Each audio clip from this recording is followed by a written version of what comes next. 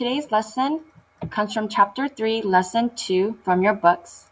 The title is Use Parallel Lines and Transversals. These terms hopefully sound familiar to you. You're probably the most familiar with parallel lines.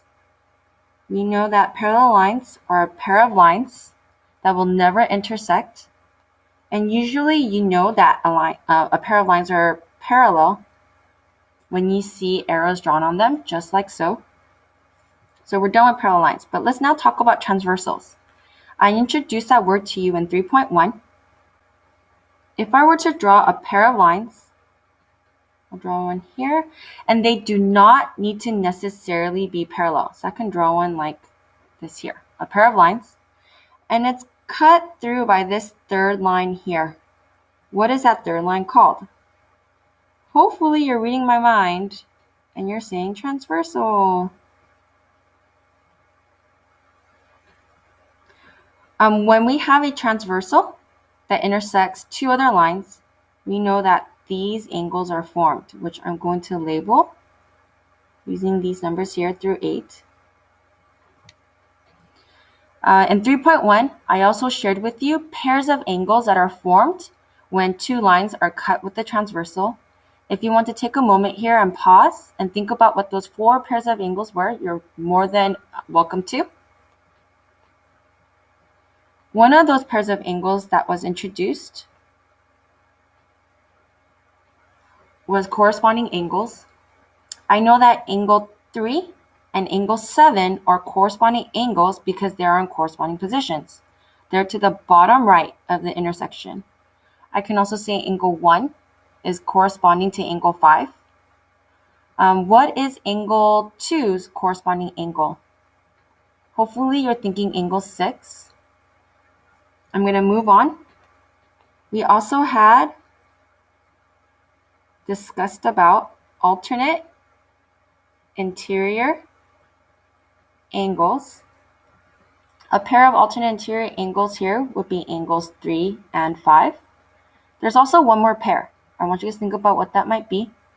Hopefully you're saying angles 4 and 6. Another pair of angles that we talked about in 3.1 were alternate exterior angles. There are 2 pairs of alternate exterior angles that are shown here on this diagram. Angle 2 and angle 8 are alternate exterior angles. Can you guys see the other pair? Hopefully you're thinking angles 1 and angle 7. We have one more pair of angles that we talked about, and that would be consecutive interior angles. A pair shown here to the left would be angles 4 and 5 that are consecutive interior angles. There's one more pair. Hopefully you spot it by now. Angles 3 and angle 6 are consecutive interior angles. If you guys have a firm knowledge of these pairs of angles, we're ready to begin. I started off the lesson, or this particular slide, telling you that these 2 lines do not have to be parallel. That's true. But what if they were? I'm going to share with you the very first postulate for the day. This postulate is called the corresponding angles postulate. And it states that if 2 parallel lines are cut by a transversal, so the lines here are actually parallel, then we can say that the corresponding angles are congruent. So I would say angle 2 is congruent to angle 6. I'm going to fill in my blank here. The corresponding angles are congruent, but remember, that's only if these 2 lines are parallel. You can now say that angle, let's say 1, is congruent to, hopefully you're reading my mind and you're saying angle 5 because of the corresponding angles postulate. How about angle 4? What would angle 4 be congruent to? If you said 8, you are correct. There's also one more pair. Angle 3 is congruent to angle 7. There's your first postulate of the day. Let's move on. I want to share with you the alternate interior angles theorem. It starts off just the same way as the corresponding angles postulate. It starts off with, highlighter, if two parallel lines are cut by a transversal. So again, notice that these two lines are parallel. Then I can say that the alternate interior angles are congruent. So I can say that angle 4 is congruent to angle 5. There's one more pair. Hopefully you're thinking angle 6 is congruent to, what would it be congruent to? Hopefully you said angle 3. All because of the alternate interior angles theorem. 2 down, 2 more to go. Next we have the alternate exterior angles theorem. If two parallel lines are cut by a transversal, starts off exactly the same way, then the alternate exterior angles are congruent.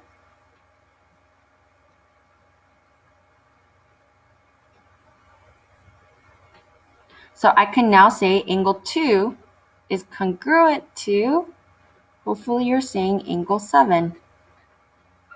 How about angle 1? Hopefully you're thinking angle 8. They are congruent because of the alternate exterior angles theorem. Keep in mind that these two lines are parallel. One more. The consecutive interior angles theorem. This is actually different from the 3 that I just introduced to you. It starts off the same way.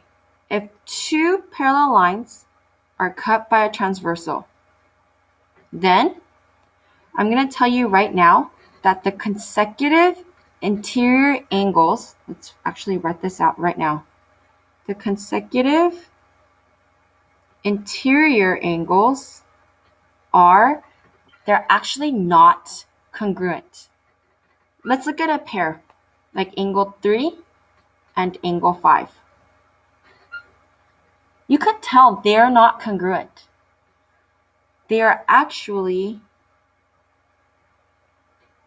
supplementary.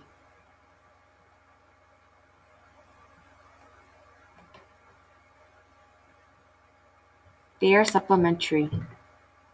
So I can say the measure of angle 3 plus the measure of angle 5 equals 180 degrees. We could say the same thing for the other pair of consecutive interior angles here. The measure of angle 4 plus the measure of angle 6 has to equal 180 degrees. One more thing before I move on. Please keep in mind that the last 3 were theorems, but the very first postulate that I introduced to you, the corresponding angles postulate, that's the only postulate here.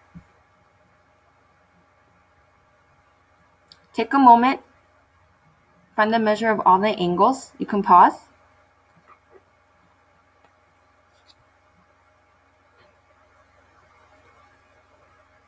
Measure of angle 2 would have to equal 80 degrees because we know that these two angles are a linear pair. You can now say measure of angle 3 is equal to 80 degrees. 2 reasons. You can say because angle 3 and the given 100-degree angle are a linear pair, or you can say angle 2 and angle 3 are vertical angles, and we know that vertical angles are congruent. Angle 4 has to be 100 degrees.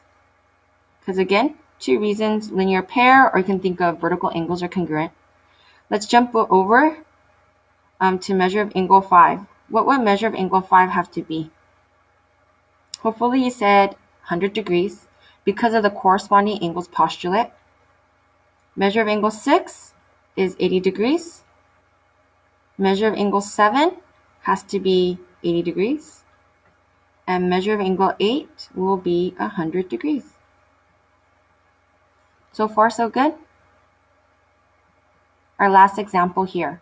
I want you to find the values of x and y. Pause if you need to. This is actually a little more difficult to see.